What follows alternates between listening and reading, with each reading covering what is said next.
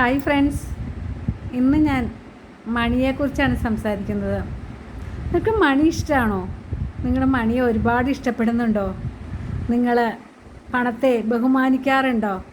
നിങ്ങൾ പണത്തെ സ്നേഹിക്കാറുണ്ടോ? നിങ്ങൾ പരിഗണന കൊടുക്കാറുണ്ടോ? നിങ്ങൾ എങ്ങനെയാണ് പണം സൂക്ഷിക്കുന്നത്? നിങ്ങളുടെ കയ്യിലുള്ള പണത്തിനെ നിങ്ങൾ സ്നേഹിക്കാറുണ്ടോ? സൂക്ഷിച്ച് വെക്കണത് എങ്ങനെയാണ്? ഇതെല്ലാം ഒരുപാട് പ്രധാനപ്പെട്ട കാര്യങ്ങളാണ്.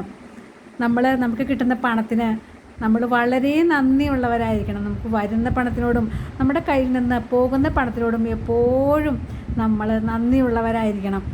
വീണ്ടും വീണ്ടും നമ്മുടെ കൈകളിലേക്ക് പണം വരുന്നതിന് നമ്മൾ പണത്തെ ഒരുപാട് ബഹുമാനിക്കുകയും സ്നേഹിക്കുകയും നമ്മുടെ കയ്യിൽ നിന്ന് പോകുമ്പോൾ പോലും സന്തോഷത്തോടെ കൊടുക്കുകയും ചെയ്യുക. അപ്പോഴാണ് വീണ്ടും വീണ്ടും നമ്മളിലേക്ക് പണം വരുന്നത്. പിന്നെ നമ്മൾക്കൊരു ചെറിയ തുക കിട്ടിയാൽ പോലും നമ്മൾ അതുകൊണ്ട് ഹാപ്പി ആയിട്ട് ജീവിക്കുക എന്നുള്ളതാണ് ഏറ്റവും വലിയ കാര്യം.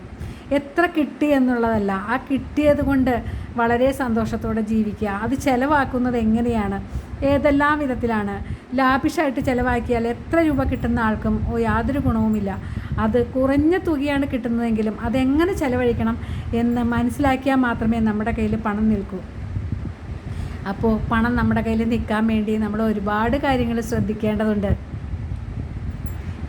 നിങ്ങൾക്ക് ഇന്നത്തെ എൻ്റെ ഈ വീഡിയോ ഇഷ്ടപ്പെട്ടോ?